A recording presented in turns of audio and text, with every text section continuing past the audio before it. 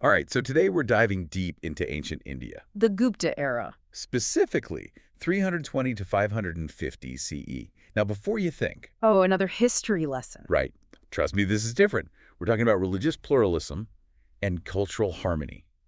Like almost unbelievable.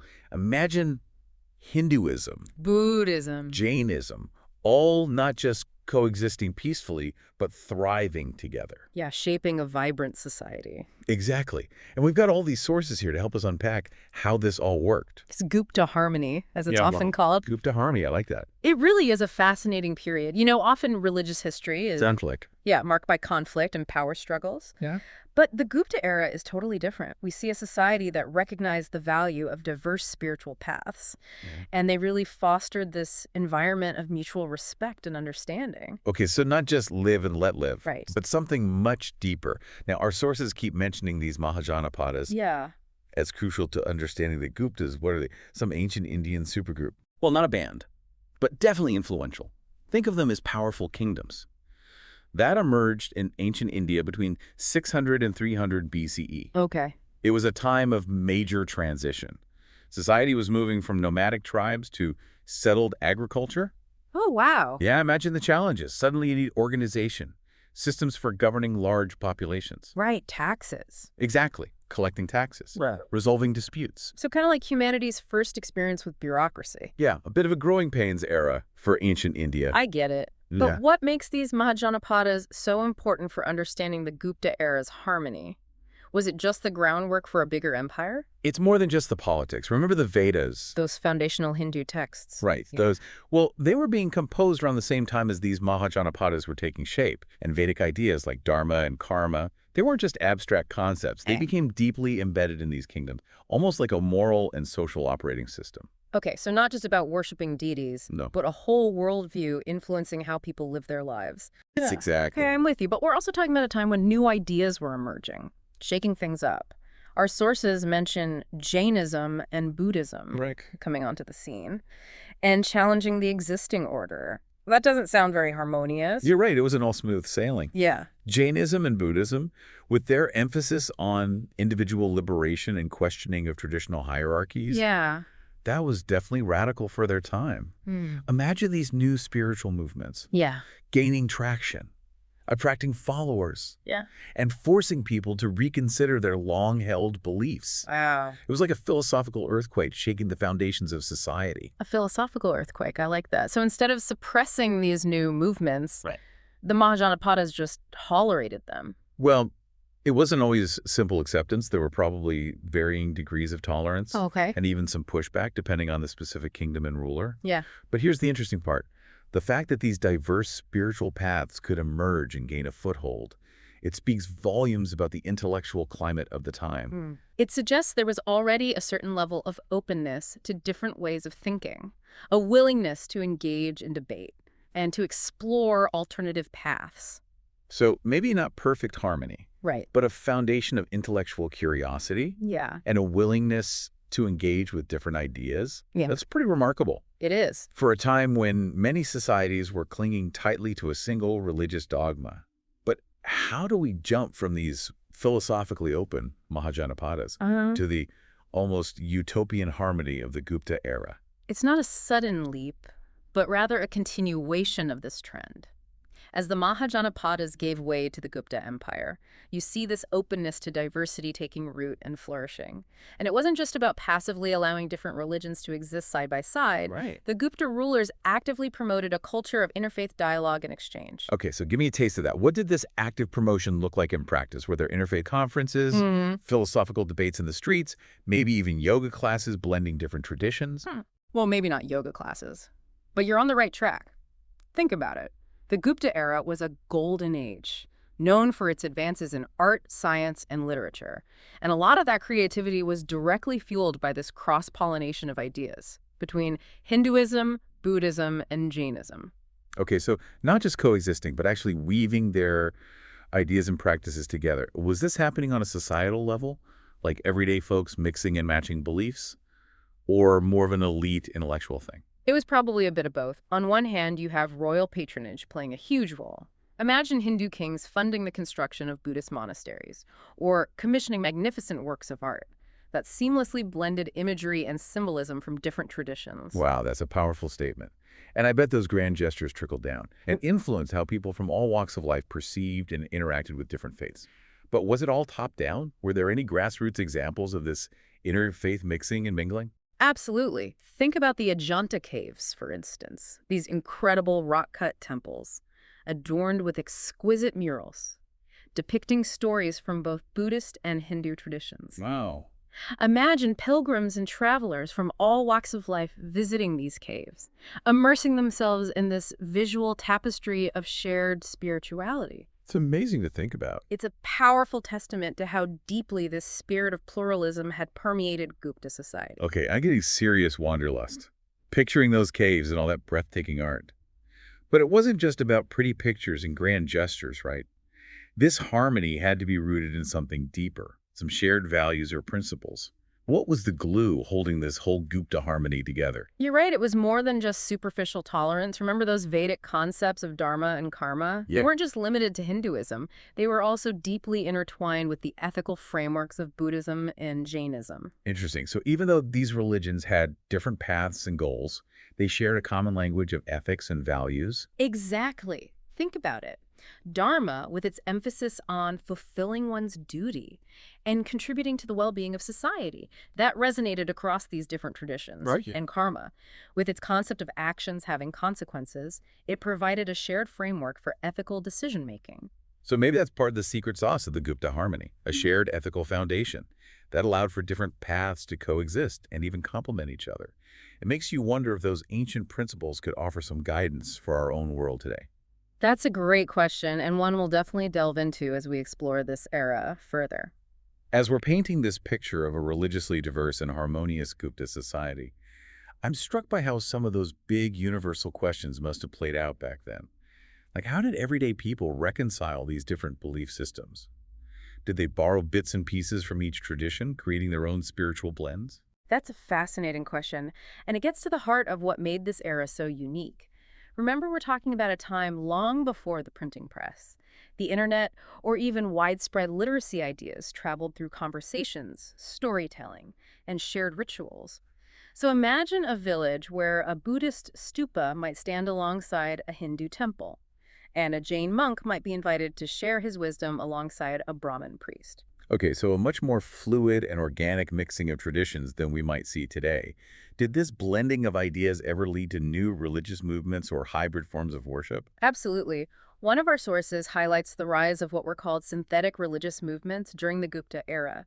These movements weren't about strict adherence to one set of doctrines, but rather a more eclectic approach, drawing inspiration from different traditions and weaving them together into new forms of spiritual practice. So like a spiritual melting pot, blending flavors and spices from different culinary traditions to create something totally new and exciting.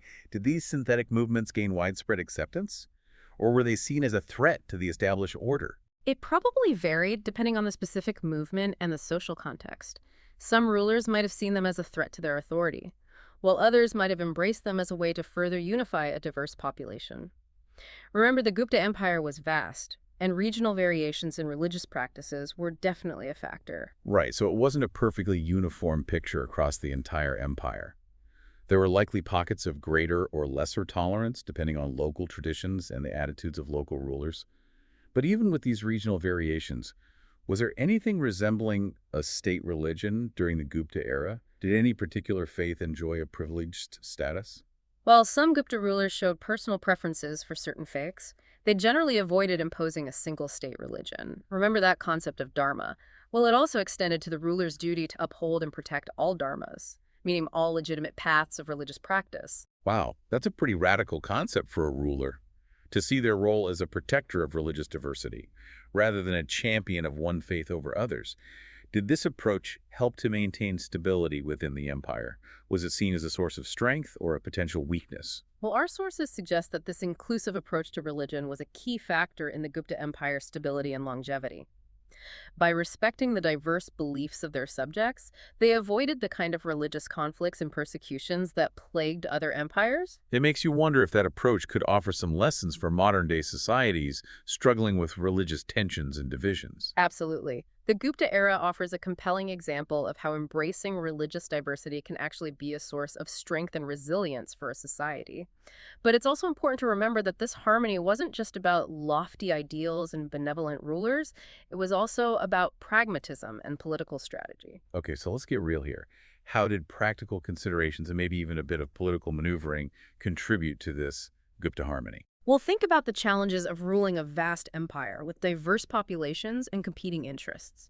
Trying to impose a single religion or suppress certain faiths could easily backfire, leading to resistance, rebellion, and instability. So it was in the ruler's best interest to maintain a certain level of religious peace, even if their personal beliefs might have leaned in a particular direction. Exactly. It was a way to ensure the loyalty and cooperation of their subjects, regardless of their religious affiliations. It's like the old adage, keep your friends close and your enemies closer. In this case, maybe it was keep your faiths diverse and your empire strong. But even with this pragmatic approach, were there any cracks in this seemingly harmonious facade? Any hints of tensions or conflicts simmering beneath the surface? Well, our sources do mention instances where religious tensions flared up, particularly in regions where different faiths were competing for resources or influence. And there were likely disagreements and debates among religious scholars and leaders, just like in any society with diverse viewpoints. Okay, so maybe not a perfect utopia, but a society that managed to navigate those differences in a relatively peaceful and productive way. But what about the everyday experience of living in this pluralistic society? Did people from different faiths interact and mingle freely? Or were there social barriers and prejudices that limited those interactions? It was probably a complex mix of both. On one hand, our sources point to a high degree of social mobility during the Gupta era. People from different backgrounds, including those from different religious communities, could rise to positions of prominence and influence. So not a rigid social hierarchy where your religious identity determined your social standing. Exactly. And we see examples of intermarriage between different religious groups, suggesting a degree of social acceptance and integration. That's pretty remarkable for a time when many societies were deeply divided along religious lines. But even in a society that promoted tolerance and social mobility, were there any subtle forms of prejudice or discrimination that people from minority faiths might have faced?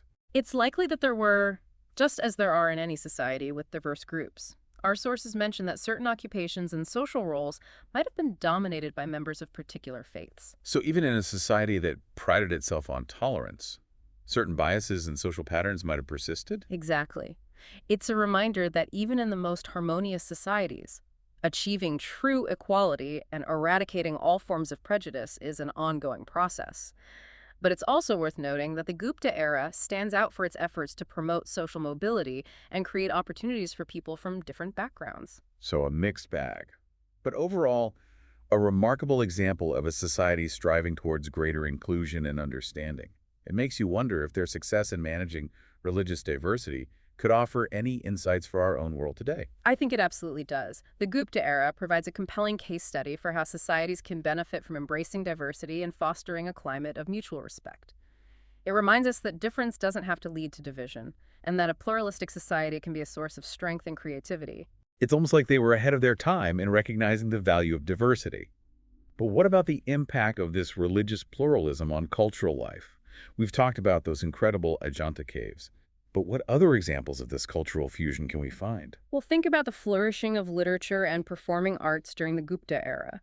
We see the emergence of new literary genres like the Panchatantra, a collection of fables and folk tales that drew inspiration from both Buddhist and Hindu traditions. So stories that transcended religious boundaries and offered universal wisdom and entertainment? Were these stories primarily intended for a literate elite? Or did they reach a wider audience? Well, remember that oral storytelling was still a powerful medium of communication, so these tales likely spread through traveling bards, community gatherings, and even within families. Imagine gathering around a fire, listening to a skilled storyteller weave a tale that blended elements of different faiths, conveying moral lessons and sparking imagination. Okay, so a truly vibrant cultural scene, with stories and ideas flowing freely between different communities.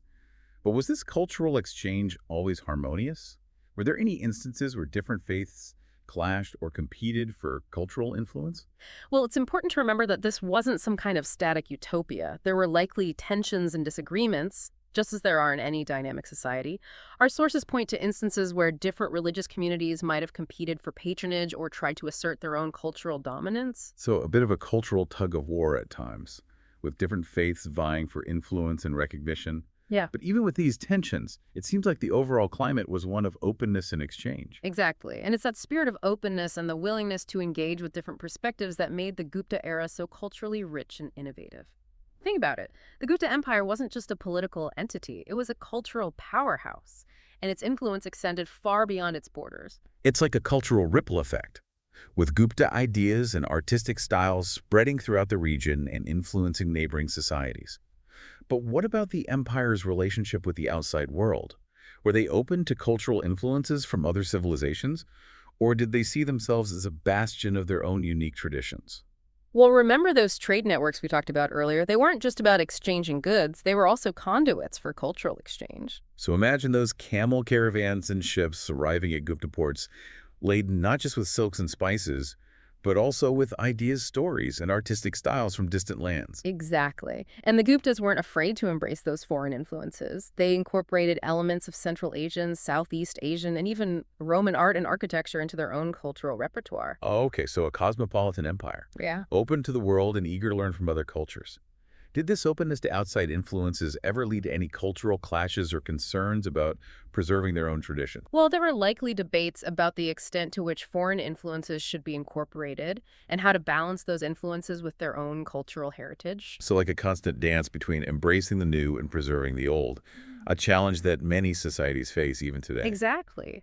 And it's fascinating to see how the Guptas navigated that challenge, striking a balance between openness to the world and a deep appreciation for their own cultural roots. It's a testament to their confidence and cultural maturity. But this openness to the world wasn't just limited to art and culture, was it? Our sources also highlight the Guptas' remarkable advancements in science and technology. So not just patrons of the arts, but also science enthusiasts. What can you tell us about their intellectual pursuits? Well, think about it. They were living in a world without the internet telescopes or microscopes, yet they were making groundbreaking discoveries in mathematics, astronomy, and medicine. It's mind-blowing to think about the intellectual leaps they were making with limited resources. What were some of their most remarkable achievements? Were there any particular individuals who stood out as pioneers in their fields?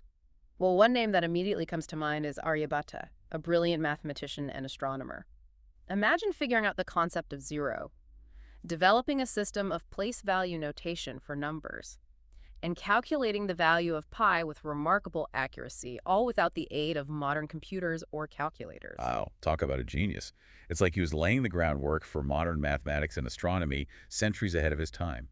Did his discoveries have any practical applications, or were they primarily theoretical? They had profound practical applications. His work on trigonometry was crucial for navigation surveying and even architecture, and his astronomical calculations led to the development of more accurate calendars and a deeper understanding of the movements of celestial bodies. Okay, so not just ivory tower intellectualism, but knowledge that could be used to improve people's lives and understand the world around them. What about medicine? Were there any notable advancements in healing practices during the Gupta era? Absolutely. The Guptas were known for their expertise in Ayurveda, a holistic system of medicine that's still practiced today. Ayurveda. I've heard about that. It focuses on balancing mind, body, and spirit. Right. Exactly. And the Gupta era saw a flourishing of Ayurvedic knowledge and practice. They established medical schools, compiled comprehensive texts on herbal remedies and surgical techniques, and even set up hospitals to provide care for the sick and injured. Wow, so a society that valued both scientific inquiry and compassionate care. It sounds like the Guptas were creating a truly holistic society, Yeah. where knowledge and well-being were intertwined. But it wasn't all about abstract knowledge and lofty ideals, right? Yeah. They were also known for their prowess in metallurgy and engineering, which had practical applications for their empire. You're right. They were masters of ironworking, producing everything from agricultural tools to weapons to exquisite works of art. So from delicate sculptures to sturdy swords, they were harnessing their knowledge to create both beauty and practical tools for their society. Exactly. And their metallurgical skills played a key role in their economic prosperity and military strength. Think about it. To build a vast empire and maintain stability for centuries, you need more than just great ideas and religious tolerance. You need the practical skills and technological know-how to support your society and defend your borders. Right, so it's a combination of intellectual prowess, Yeah. practical skills, and a deep understanding of how to manage a complex and diverse society. It's an incredible legacy, and it makes you wonder how they managed to achieve so much in such a relatively short period. It's a testament to their vision, their leadership, and their ability to harness the talents and diversity of their people. But it's also important to remember that no empire lasts forever. Even the mighty Guptas eventually faced challenges that led to their decline. Okay, so let's talk about the fall of the Guptas. Yeah. Was it a sudden collapse or a more gradual unraveling of their power? It was a more gradual process, a combination of internal and external pressures that gradually weakened their grip on power. So like a once mighty tree slowly succumbing to disease and the elements. What were some of those internal pressures that started to crack the Gupta foundation? Well, one factor was succession disputes. As rulers aged and passed on, rival claimants to the throne emerged, leading to internal conflicts and power struggles. Ah, the age-old problem of who gets to wear the crown. It seems like even the most harmonious societies can be torn apart by ambition and the lust for power. It's a recurring theme throughout history. And as the central authority weakened, regional governors and local rulers started to assert their independence, further fragmenting the empire. So like centrifugal forces pulling the empire apart from the edges. Exactly. And as if internal strife wasn't enough, they also faced external threats from invaders, particularly the Hunas, a nomadic group from Central Asia. The Hunas. They were a formidable force, weren't they? Known for their military prowess and relentless raids. They were, and their incursions into Gupta territory put a tremendous strain on the empire's resources and defenses. So a combination of internal weakness and external pressure. A recipe for decline that has toppled many empires throughout history. Did the Guptas put up a fight against the Hunas? Were there any major battles or clashes that marked their downfall? There were. One of our sources mentions the Battle of Aduran in 510 CE, where the Guptas suffered a significant defeat at the hands of the Hunas. A turning point in their decline, marking the beginning of the end. It was. And after that defeat, the empire continued to fragment, with various regions breaking away and establishing their independence. So a gradual but ultimately irreversible decline. What happened to those regions after the Gupta Empire collapsed? Did they fall into chaos, or did new powers emerge to fill the void? Well, some regions fell under the control of the Hunas, while others were ruled by local dynasties. But the Gupta legacy continued to influence art culture and even political structures in many parts of India. It's incredible to think about how their influence persisted even after the empire itself was gone. So not a complete disappearance, but rather a transformation of the political landscape. Exactly. And the Gupta era's contributions to art science and religious thought continued to shape Indian civilization for centuries to come. Okay, so we've journeyed through the rise, the achievements, the challenges, and the ultimate decline of the Gupta Empire.